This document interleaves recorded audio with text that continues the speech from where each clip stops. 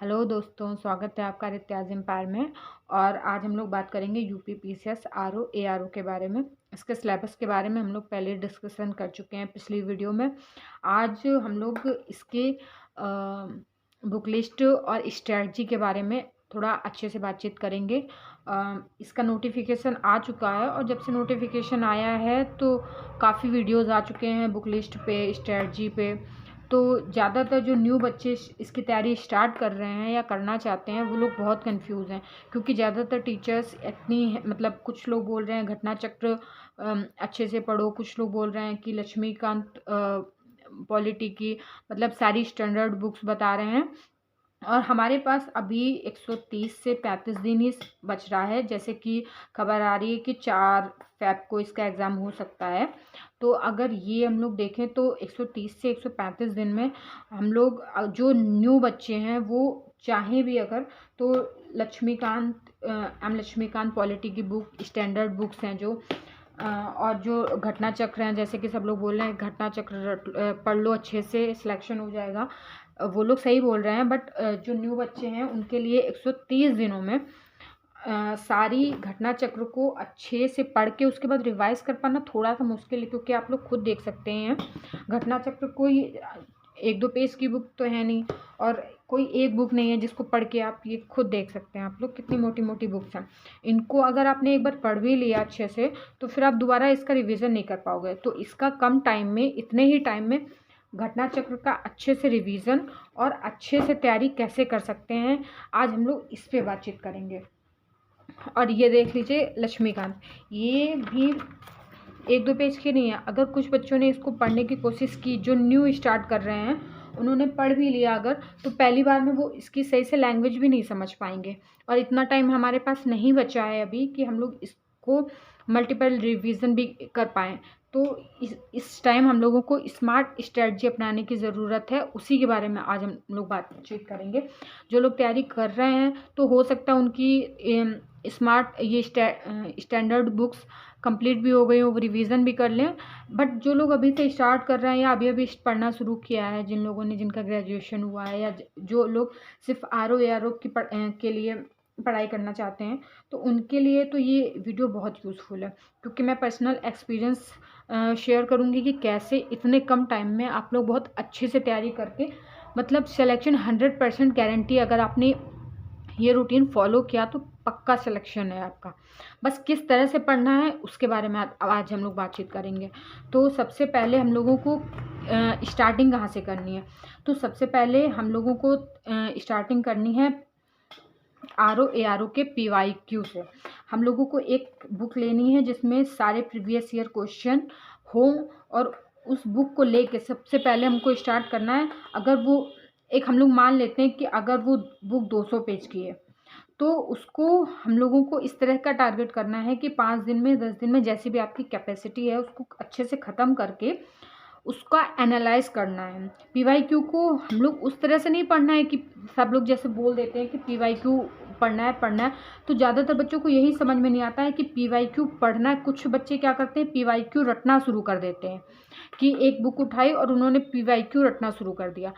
ये पीवाईक्यू पढ़ने का सही तरीका नहीं है। पीवाईक्यू पढ़ने का मतलब ये होता है कि हम उसके क्वेश्चन को एनालाइज कर सकें। जैसे कि हमने पीवाईक्यू में मान लीजिए एंशिएंट हिस्ट्री उठाई, तो एंशिएंट हिस्ट्री से कौन कौन से टॉपिक से कितने कितने क्वेश्चन आ रहे हैं और ऑप्शन में मतलब कैसे कैसे ऑप्शंस आ रहे हैं। तो इससे हम लोग ये एनालाइज करते हैं कि आने वाले टाइम में ये टॉपिक हमारे लिए बहुत इम्पॉर्टेंट हो जाएगा, और ये टॉपिक से हमको मतलब अच्छे से तैयार करने हैं। तो सबसे पहले हम लोगों को पीवाईक्यू पढ़ के ये एनालाइज करना है कि हमारा जो पेपर है उसमें किस टाइप के क्वेश्चन आते हैं और किस किस टॉपिक से क्वेश्चन आते हैं।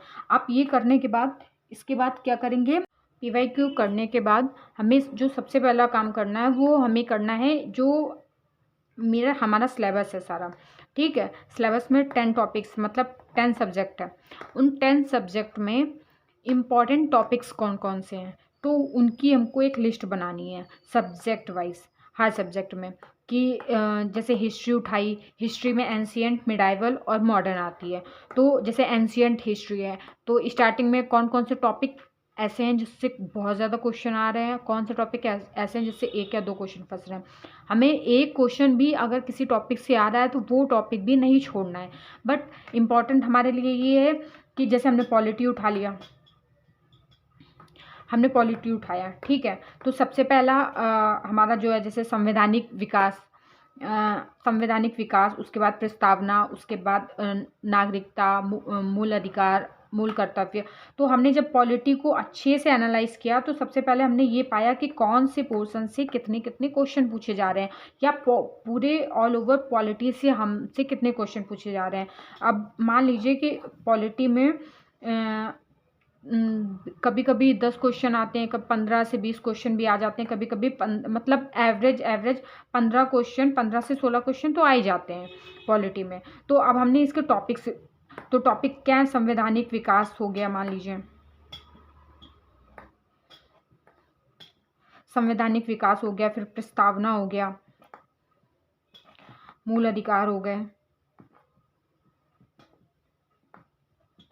अब फॉर एग्जाम्पल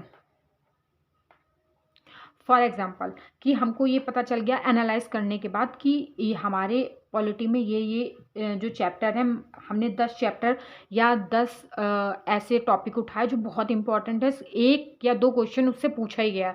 तो हमें क्या करना, जैसे संवैधानिक विकास है तो हमने इसको उठाया और किसी भी बुक से, कोई भी नोट्स हैं आपके पास, बुक्स है आपके पास, कुछ भी हो, सबसे पहले आपको कोई भी स्टैंडर्ड बुक्स हो आपके पास, या घटना चक्र, सीधे सीधे घटना चक्र नहीं पढ़नी है आपको।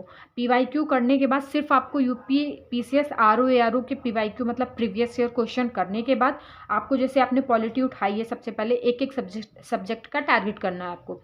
पहले मैंने पॉलिटी उठा लिया, फॉर एग्जाम्पल पॉलिटी उठाने के बाद संवैधानिक विकास में मान लीजिए कि कुछ 5 से 6 क्वेश्चन मतलब टोटल अभी तक हमसे पूछ लिए गए हैं इस टॉपिक से।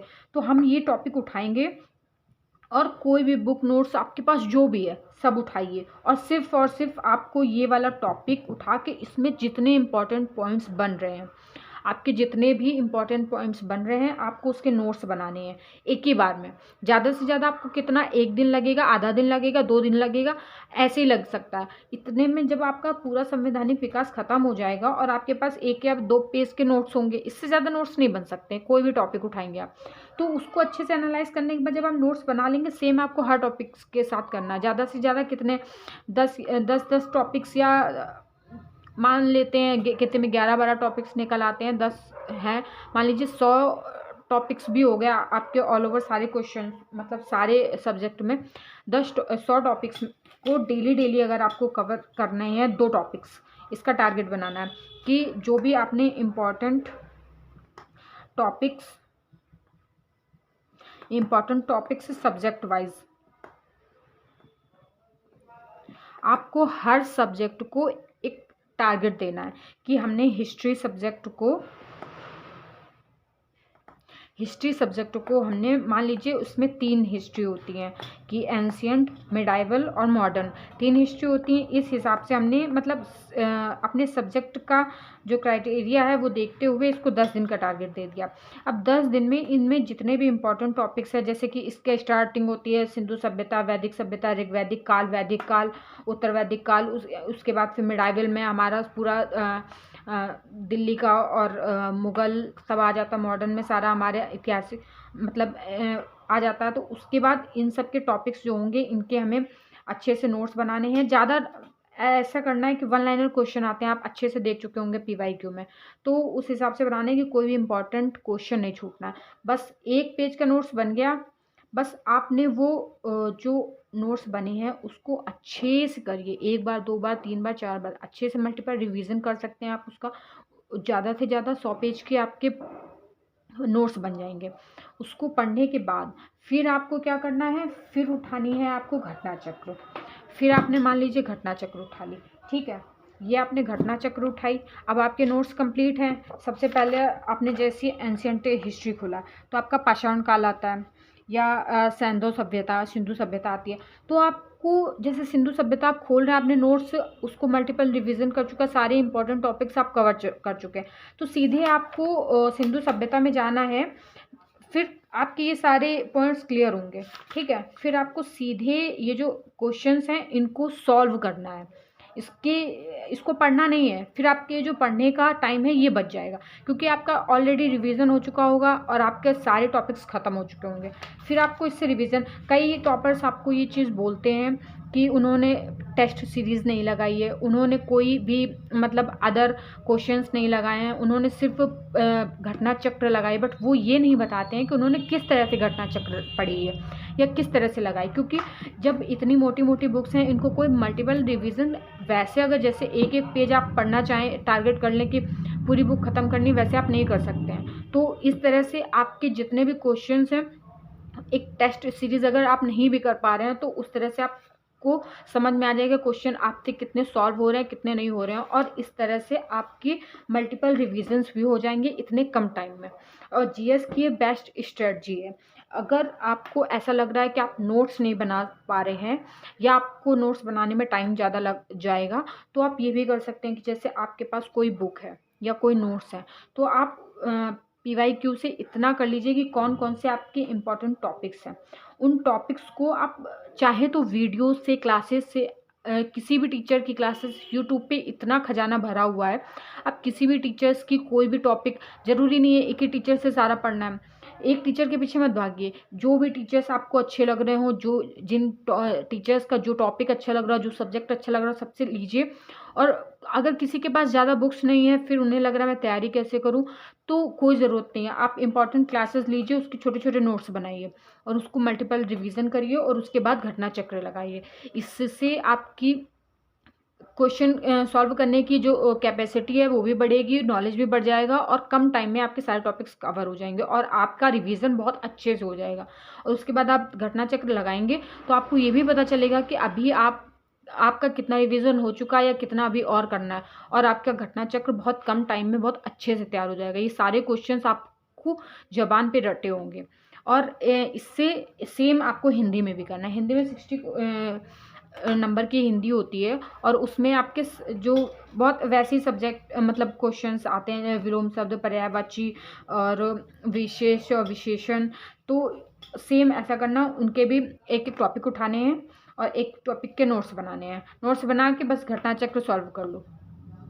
इससे आपको बहुत अच्छा रिवीजन हो जाएगा और बहुत अच्छे से तैयारी हो जाएगी। 100 अगर 30 दिन है आपके पास तो आप 100 दिन का टारगेट बनाइए। 100 दिन के टारगेट में आपको सारा कुछ ख़त्म कर लेना है। उसके बाद 30 दिन आपके जो बचेंगे, फिर आपको आप चाहे तो किसी भी कोचिंग की टेस्ट सीरीज़ वगैरह सॉल्व कर सकते हो। उससे आपको ये पता चल जाएगा कि अभी आप में आपके कौन से सब्जेक्ट वीक हैं या कौन से सब्जेक्ट या कौन से टॉपिक पे आपको वर्क करना है। वो 30 दिन होंगे आपको आपकी कमियां दूर करने के लिए। तो बस यही एक स्ट्रेटजी है जिससे आप कम टाइम में बहुत अच्छे से काम कर सकते हैं। फॉर एग्जांपल्स, अगर आपको ये समझ में नहीं आ रहा है कि नोट्स कैसे बनाएं, तो मैं अपने नोट्स कुछ आपको दिखा सकती हूँ कि किस तरह से आप नोट्स, ये तो मेरे मतलब मैंने बहुत ही डिटेल में नोट्स बनाए हैं कि एक भी पॉइंट बाहर नहीं होना चाहिए। जैसे कि मैं मेरे पॉलिटी के नोट्स हैं, आप देख सकते हैं कि मैंने इस स्टार्टिंग किए भारतीय संविधान का ऐतिहासिक आधार और विकास, फिर उसके बाद उसमें जो जो इम्पोर्टेंट है वो पहले लिखा है मैंने, फिर उन एक एक चीज़ का अच्छे से एनालाइज करके मैंने सारे की पॉइंट्स और सब कुछ ऐसे लिखा है कि अगर मैं इसको 1 2 4 5 बार पढ़ लूँ तो इनसे मेरा एक भी क्वेश्चन बाहर नहीं होगा। जैसे कि 1773 में गवर्नर जनरल बंगाल का गवर्नर जनरल बनाया गया था, जो कि पहले सिर्फ गवर्नर थे। उसके बाद 1833 में उनको पूरे इंडिया का गवर्नर जनरल बनाया गया था। फिर 1858 में जब 1857 की क्रांति हो गई थी तो वायसराय बना दिया गया था इंडिया के, क्योंकि सचिव ब्रिटेन में थे। और उसके बाद 1950 में वही पद हमारा राष्ट्रपति में तब्दील हो गया, जो कि आर्टिकल 52 में आता है। इस तरह के नोट्स मैंने बनाए हुए हैं, ये देखिए, क्योंकि मैं सिविल सर्विसेज की तैयारी कर रही हूँ और उसी हिसाब से मैंने नोट्स बनाए हुए हैं। तो चूँकि मेरे ये पहले का भी जैसे काफ़ी मैं अच्छे से पढ़ चुकी हूँ, स्टैंडर्ड बुक्स पढ़ चुकी हूँ, घटना चक्र भी पढ़ चुकी हूँ, तो इस हिसाब से अगर आप इतने अच्छे से नोट्स नहीं बना पा रहे हैं तो आप सिर्फ की पॉइंट्स पकड़ लीजिए। ये मैं आपको एग्जांपल के लिए दिखा रही हूँ कि जैसे मैंने आपको बताया कि नोट्स बना लीजिए, तो आपको कन्फ्यूज़न होगा कि हम किस तरह के नोट्स बनाएं, इसलिए मैं फाइनली आपको अपने नोट्स शो भी कर रही हूँ कि आप देख सकते हैं कि मतलब जो अलग से महत्वपूर्ण पॉइंट्स हैं वो मैंने लिख लिए कि एक भी पॉइंट्स मेरा छूटना नहीं चाहिए, बाहर नहीं जाना चाहिए।